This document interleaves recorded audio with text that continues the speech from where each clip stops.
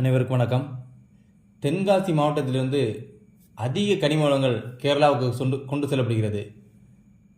இந்த கனிம வள கொள்ளையை தடுக்க வலியுறுத்தி அரசியல் கட்சிகளும் சமூக ஆர்வலர்களும் பொதுமக்களும் இணைந்து பல்வேறு கட்ட போராட்டங்களும் ஆர்ப்பாட்டங்களும் நடத்தினர். ஆனாலும் இந்த போராட்டத்துக்கும் ஆர்ப்பாட்டத்துக்கும் செவி எடுக்காத அரசு தொடர்ந்து கனிம வளங்களை கேரளாவுக்கு அனுப்பி கொண்டுதான் இருக்கிறது. இந்த கனிம வள கொள்ளையால் தென்காசி மாவட்டத்தில் நீர்வளம் அதிகம் பாதிக்கப்படுவதாகவும் சுற்றுச்சூழல் அதிகம் பாதிக்கப்படுவதாகவும் சமூக ஆர்வலர்களும் பொதுமக்களும் தொடர்ந்து குரல் கொடுத்தாலும் இந்த கனிம வள கொள்ளை சற்றும் நின்றபாடு இல்லை. கனிம வளத்தை ஏற்றி கொண்டு செல்லும் லாரிகளால் அதிகமான அளவு விபத்துக்கள் நடக்கிறது. இந்த விபத்துகளையும் யாரும் கண்டுகொள்வதில்லை. சமீபத்தில் கூட கனிம வளத்தை ஏற்றி சென்ற லாரியும் ஒரு தனியார் பசு மோதியதில் ஒரு 2 வயசு குழந்தையும் ஒரு பெண்ணும் பரிதாபமாக உயிரிழந்தனர். அந்த விபத்துக்கு அப்புறம் கனிம வளங்கள் கொண்டு செல்வது முற்றிலும் நின்றுவிடும் என்று பார்த்தால் சர்ச்சை குறைந்தது. ஆனால் சில நாட்களுக்கு பின்னர் மீண்டும் அதே வேகத்தில் கனிம வளங்கள் கேரளாவுக்கு கொண்டு செல்லப்படுகிறது.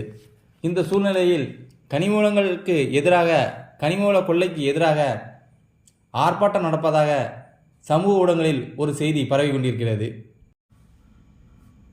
சமூக ஊடகங்களில் கனிம வள திருட்டை எதிர்த்து வரும் ஞாயிற்றுக்கிழமை 7/7/2024 அன்று தென்காசி வாய்க்கால் பாலம் அருகே மாணவர்கள் மற்றும் இளைஞர்கள் இணைந்து அறவழியில் மாபெரும் போராட்டம் நடக்க இருக்கிறது. இந்த போராட்டத்திற்கு தென்காசி மக்களின் ஒவ்வொருவரின் ஆதரவும் தேவை. தவறாது கலந்து கொள்ளுங்கள். மாணவர்கள் தங்களது சீருடையில் வருவது இன்னும் சிறப்பு. மறக்காமல் இந்த தகவலை அனைவருக்கும் பகிருங்கள். நன்றி.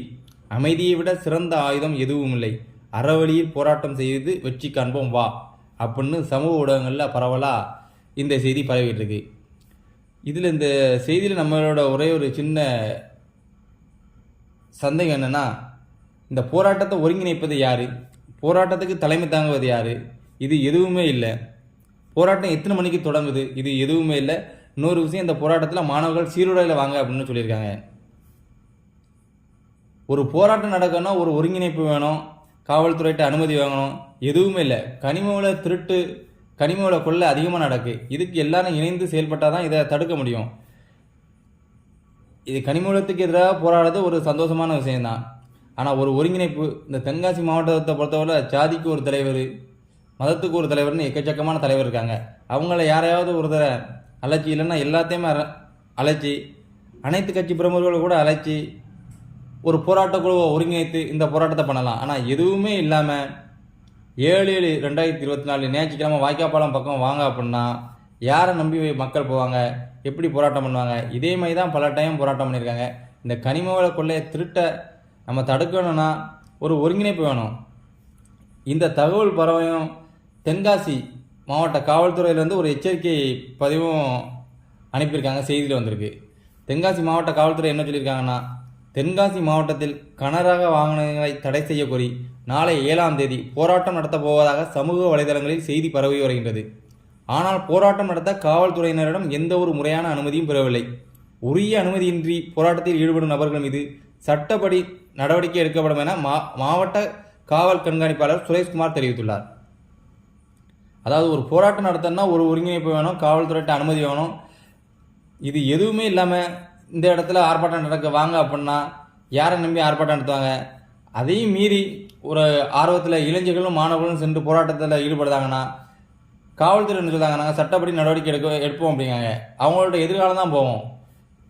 இந்த கனிம வள கொள்ளையும் திருட்டையும் தடுக்கணும்னா ஒரு ஒருங்கிணைப்பு வேணும். அனைத்து கட்சி பிரமுகர்களும் நீங்கள் சந்தித்து பேசுங்க, ஒரு ஒருங்கிணைப்பு பண்ணுங்கள்.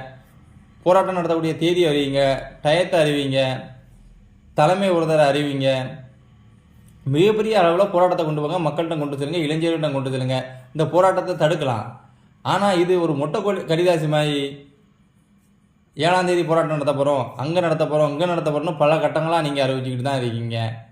இந்த போராட்டத்தை சமூக ஊடகங்களில் இந்த செய்தியை பரப்புதவங்க உங்களோட பேரையோ இல்லை உங்களோட அமைப்பு பேரையோ உங்களோட தகவல் தொடர்புக்கு உங்கள் கான்டாக்ட் நம்பரை கொடுத்தீங்கன்னா உங்களை கான்டாக்ட் பண்ணுவாங்க. ஒரு ஒருங்கிணைப்பு இருக்கும், ஒரு போராட்டம் பண்ணி வெற்றி பெறலாம்.